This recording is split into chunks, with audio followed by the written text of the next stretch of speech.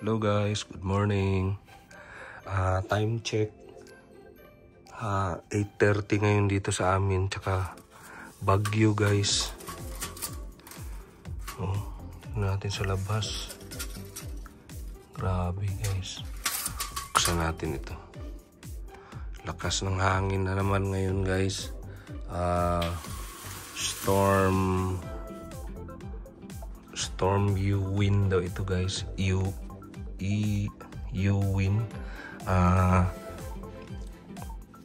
Naka red warning kami buong UK guys, pati ang Ireland. Naglandfall siya dito sa Ireland 7 AM kanina. Pero hanggang alas 2 lang pala ito ng hapon guys. Pero grabe ang lakas guys, no? Meron rin palang mga lumalabas yung mga hindi makatiis. Pero kahapon pa nagpasabi na walang bus. Kung pwede, lahat ng tao sa bahay lang muna. Wala ring pasok ngayon guys sa lahat ng paaralan. Tingnan nyo guys, kawawa naman si Robin dyan sa bahay niya. Grabe ang lakas ito. Kawawa si Dudong Robin dyan. Yan, hindi yan kaya galawin ng kahit na malakas na hangin guys, na yung normal, regular na hangin lang. Pero ngayon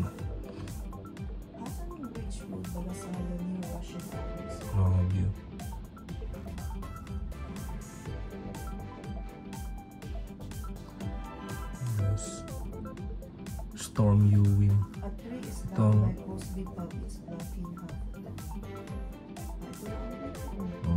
Marami ng mga trees na nag-down guys. Kaya yun pinapaiwas talaga na maglabas ngayon ang mga tao. Walang flight, walang barko. Kahit yung sa medical service guys, nagpasabi din sila na wala sila ngayon. Pero mamayang hapon, balik rin kaagad. Kaya lang ngayong start kaninang madaling araw hanggang 2 o'clock.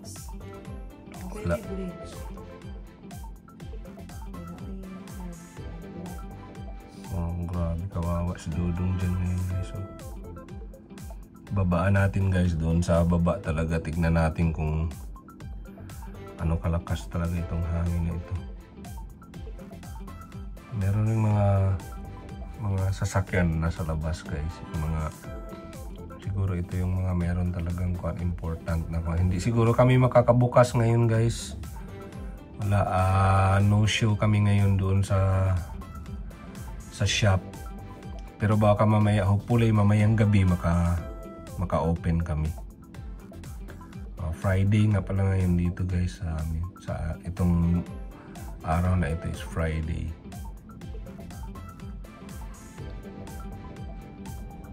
Kung marinig ninyo guys, grabe ang lakas. Buksan natin.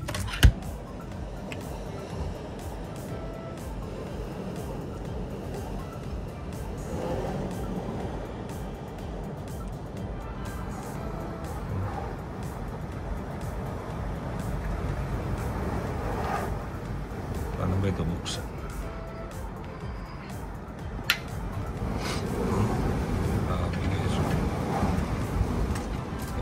Si Dudong din.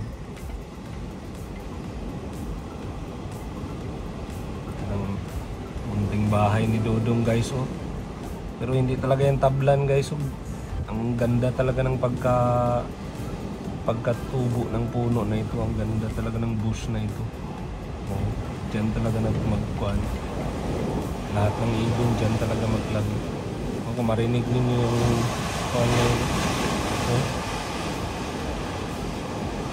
wawa naman si Dudong din.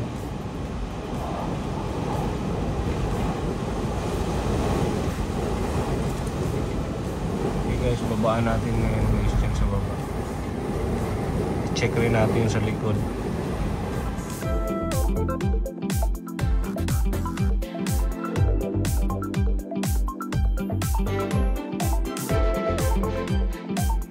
Guys, check natin sa labas kung ano kalakas talaga ang hangin dyan sa labas ngayon.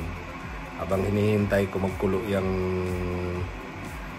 tubig ko para sa kape. Grabe guys, oh. Yan, oh. Hindi rin nakatumba ng kuan guys. Hindi din nakatumba ng bin ang hangin na ito ngayon. Yung last time kasi, kung maalaala nyo, yung bin ko nandyan na sa, di ba, nandyan na sa kabila, sabi ko. Pero ngayon, dito ko na nilagay. Nilagyan ko rin ng lock para hindi siya bubukas. Ayan guys. Ayan, hinarangan ko ng sasakyan ng kotse dito. Ayan. Pero itong bin ng neighbor natin hindi rin napatumba. So hindi talaga kasing lakas ng yung last time guys. Tsaka pero sabi nila 90 miles per hour daw ito, pero hindi siguro doon sa ang epicenter niya guys, yung kuan niya talaga, sentro niya sa Ireland kasi hindi talaga dito sa amin. So, medyo kuan lang. Baka kuan na lang ito. Buntot na lang ito ng bagyo guys. Lakas pa rin. Ito yung iniiwasan ng bus guys.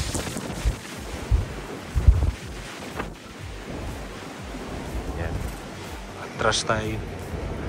Ito yung iniiwasan ng bus guys kasi yung bus dito sa amin, double decker yun. Hindi talaga pwede sa highway yun pag ganito.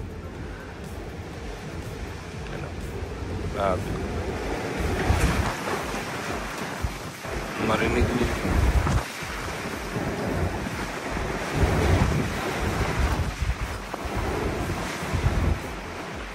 Guys, oh. Kaso pati yung si kaibigan ni Dudong Robin dyan nakatiro.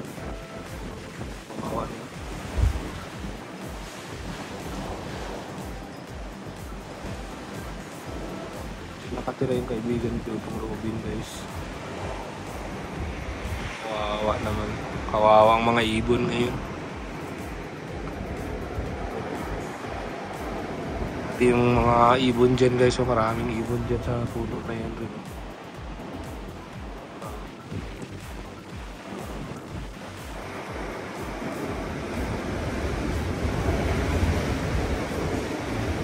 Ang maingay talaga yung bahay nila Dudong Robin dyan, oh.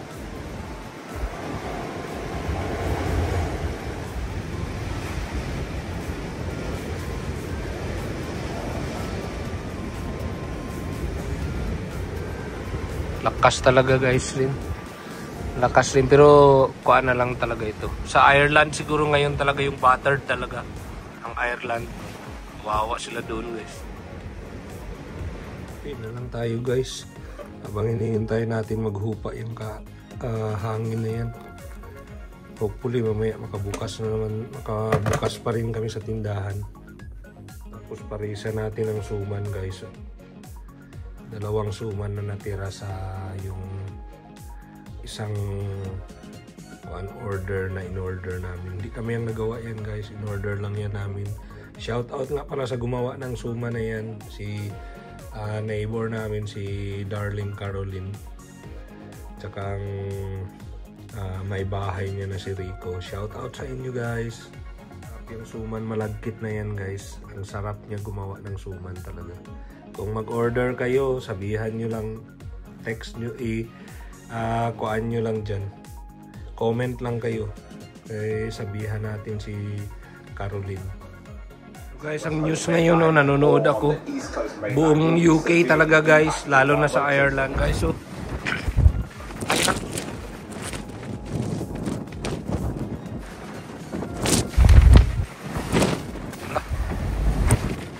bali guys, ngayon pa lang pala magdating dito sa amin guys.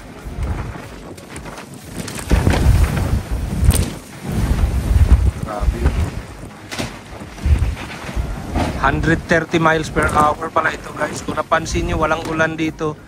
Kasi 1 wala pa pala, hindi pa dumating dito. Ngayon pa lang, ngayong 10 o'clock pa lang pala magdating.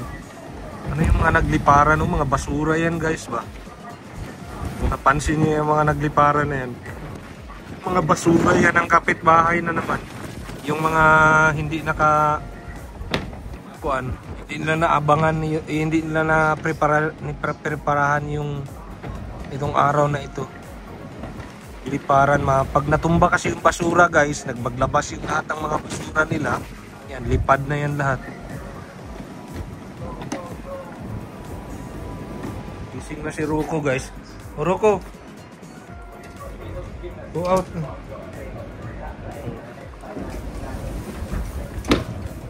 Ihi na yan siya guys.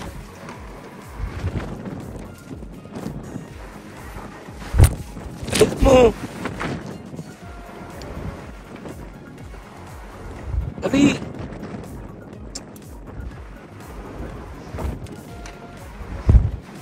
Ihi na siya doon guys. Ihi na lang!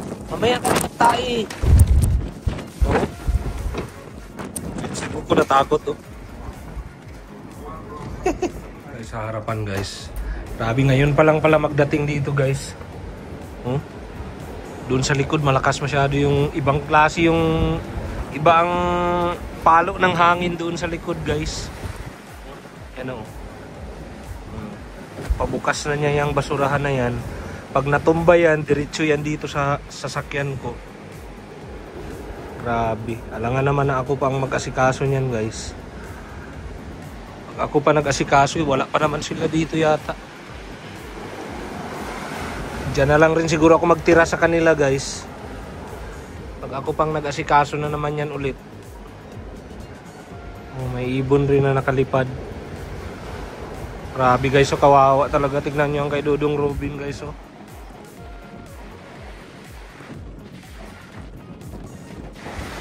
May naglipad rin guys sa mga po. Naglipara ng mga basura dito. Ngayon pa lang magdating pala guys dito sa Ireland talaga. Wala nang ilaw daw doon sa kanila ngayon. Dyan sa balita pinapanood ko, wala nang ilaw, wala nang kuryente. Sunod malamig na. Kawawa naman ang ibon, no? Maghahabol pa maglipad.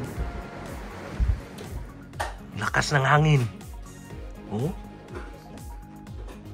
Pati si Roko guys, oh, natakot.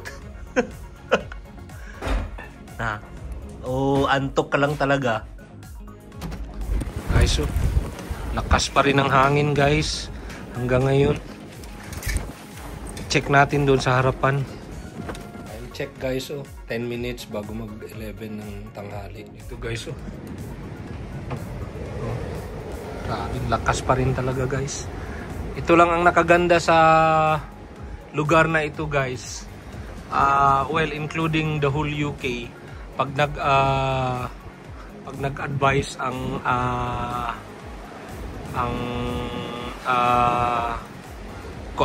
Met, pag nag-advise na stay at home and be safe, yun guys. Wala talagang kahit na meron rin mga madalang lang guys, pero hindi talaga nagalabas ang mga tao. Nasa bahay lang sila lahat. At saka guys, napansin ko kung ko lang talaga maaabot o yung dyan sa unahan kasi guys, kuan yan, military museum yan. Kung mapansin nyo guys, yung naka-display na eroplano, ikot yung propeller niya guys. Oh. Yan, naka-display yan, hindi na yan nag-work na eroplano. Naka-display lang yan dyan sa military museum. So, tignan nyo, napapaikot niya. Normally hindi talaga yung nag-iikot sa mga mahinang hangin lang. So hanggang dito na lang guys. End ko na ang video na ito. Maraming salamat. Thank you very much for watching. I hope you enjoyed this video again. At saka shout out nga pala sa bagong subscriber natin guys, si Ate Marie ng New Zealand. Thank you for watching and subscribing, ate. Thank you guys. Have a nice day.